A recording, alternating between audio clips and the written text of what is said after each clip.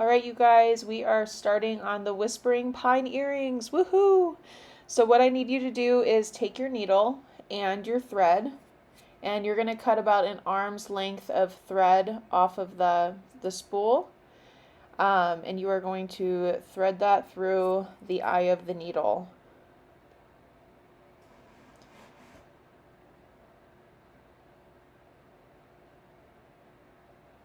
Next, you're going to grab your beeswax and you're going to pinch your thread between your thumb and your beeswax, and you're going to run your string through it to get a nice coat of wax around your thread. If you feel like you want to do this one more time, feel free. The whole point of this is to strengthen the thread for beading and to make sure that there's no tangles.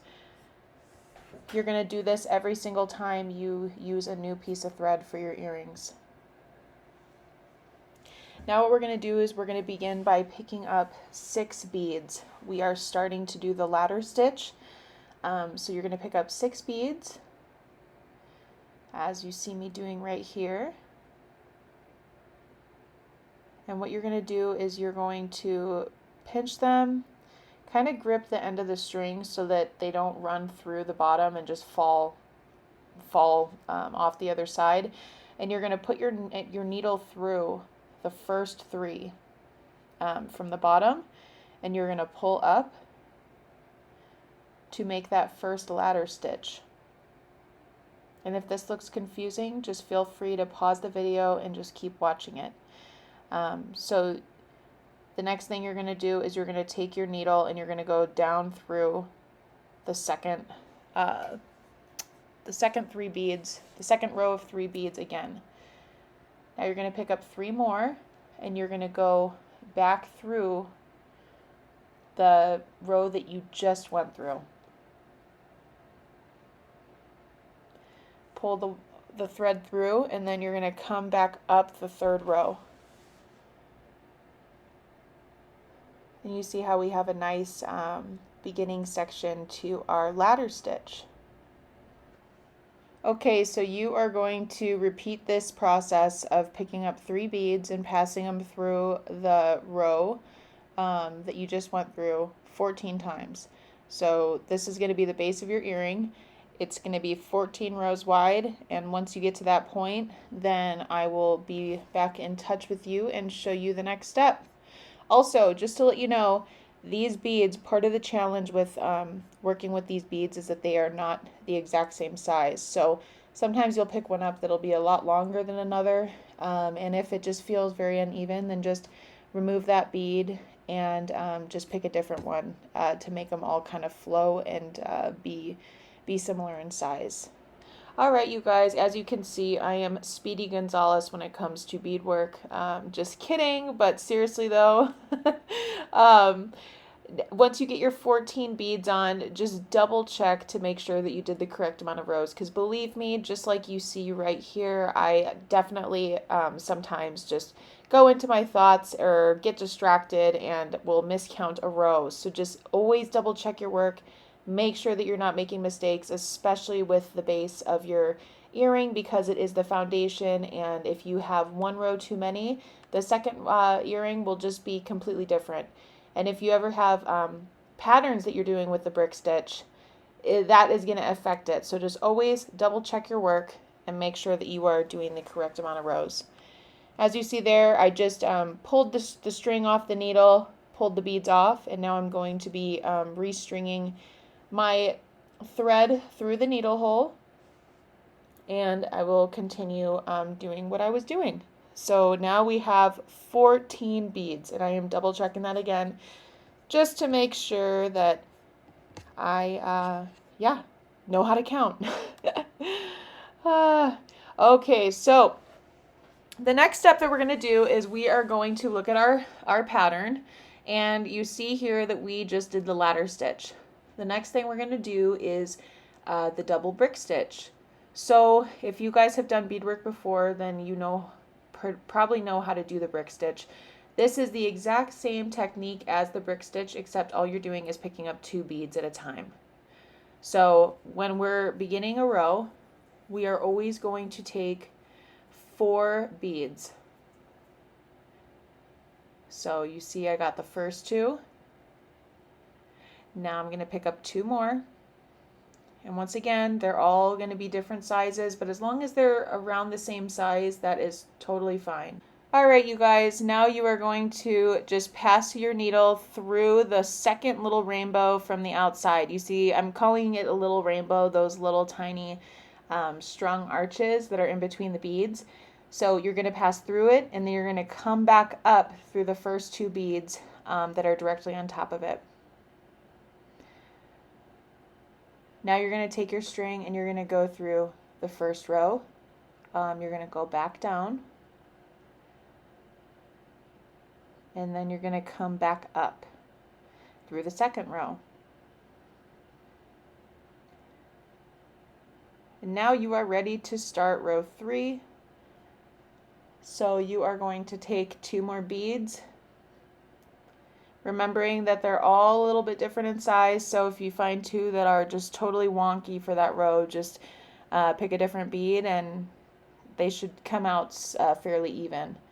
Now you're going to go through the little rainbow and then pass back up through those two beads, making sure that you're still on the side that closest to you, that you're not passing back through that little rainbow, because if you do, you're going to unstring your beads and they're just going to fall off.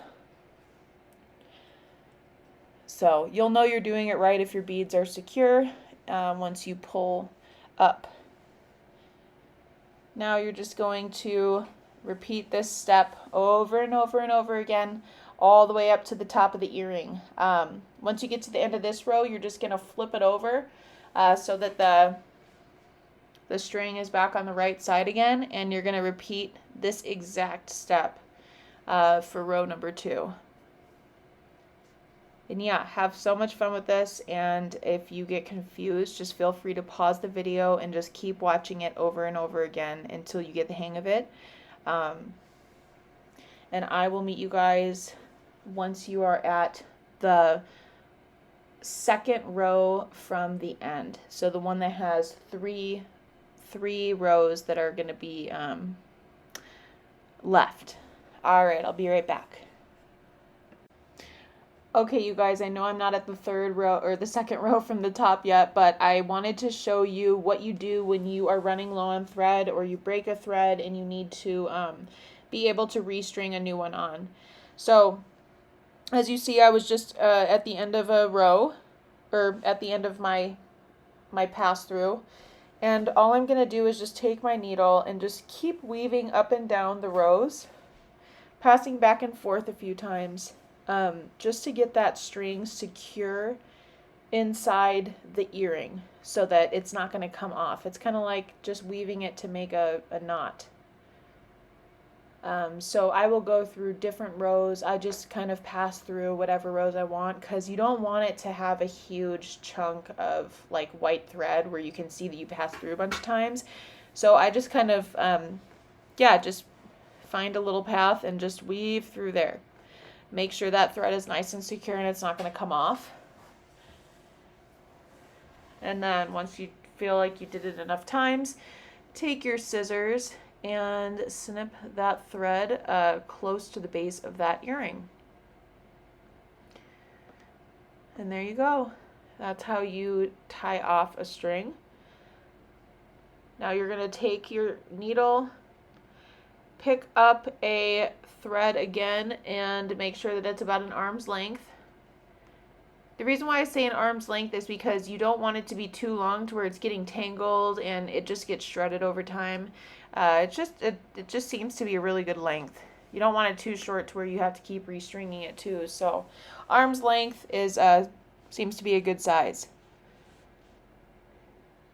So I'm going to string my thread onto my needle, and then I'm going to be running the thread through the beeswax again.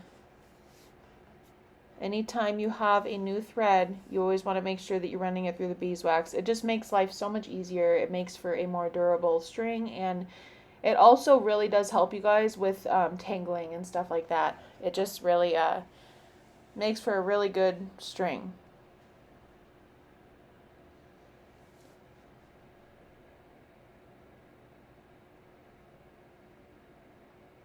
Okay, so I'm picking up the earring again, and I'm pretty much going to do exactly what I did last time, but I'm going to be strategic with where I place my needle. I want to be going back up through that row again, so I'm going to start on a row that's close to there, to where I know that I'll end up being able to pass the needle back up through that spot that we left off at. So I'm just kind of holding the string with my thumb. You don't want to pull all the string all the way through. You just want to, pinch the one side down until you start gaining tension with the other side by passing the needle through a bunch. So you're just going to keep looping it through.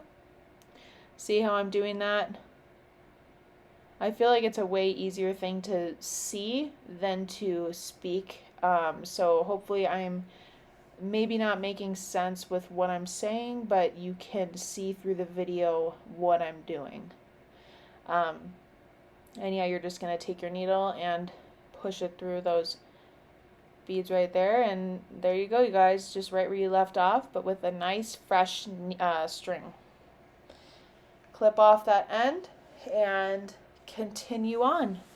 Now I will really see you at the second row from the top.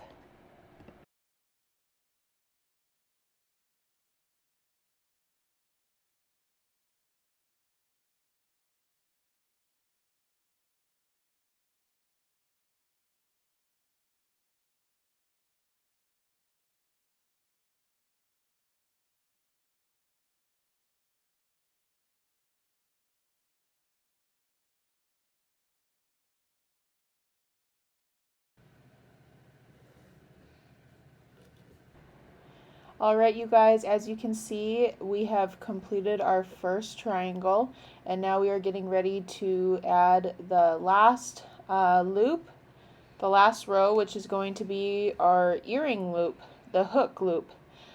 So instead of picking up 4 beads this time, you're going to pick up 6. So pick up 6 beads, just like I did. And you're going to do the exact same thing you do for every other row. You're going to pass through that second rainbow, and you're going to go back up through the beads. Ow. But this time, instead of going up through 2 of them, you're going to go up through 3.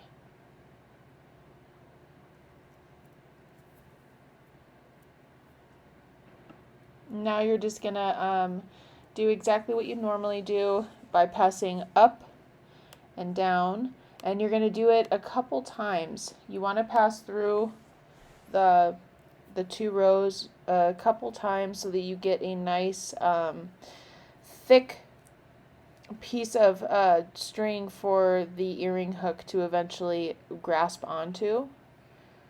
So as you can see, I am passing through a few times.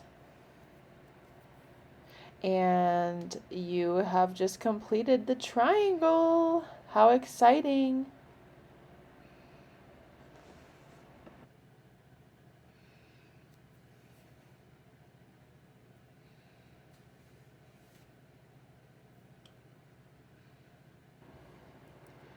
Alright, so now we are going to work our string all the way back down through to the bottom of the earring.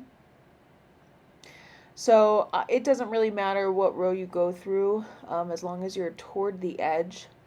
And I'm just going through the very edge, and I am just passing my needle through,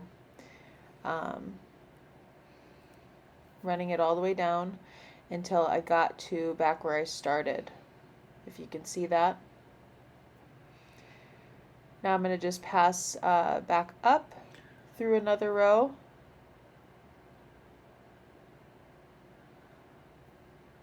Oh, nope, I actually just went through so that I could start putting my fringe on. Because if you are low on thread, that you're going to want to tie it off before you start this next step, but since I had enough, I am just putting the needle through that ladder stitch so that I can begin to add beads on for the fringe. And now what I'm doing is, with that remaining thread that we had, that little spare one from when we first started the ladder stitch, I'm just passing it up and down a few different rows, to lock it and secure it in place so that I can snip it off. Just like what we did before when we were switching our strings. So just get rid of that string and snip it off, and then restring your needle for beginning to do the fringe, and I will see you in part 2 of the video, and we will be completing the Whispering Pines. You guys are halfway there. Well, if this is your first triangle, you're a quarter of the way there, but have fun, and I'll see you in the next video.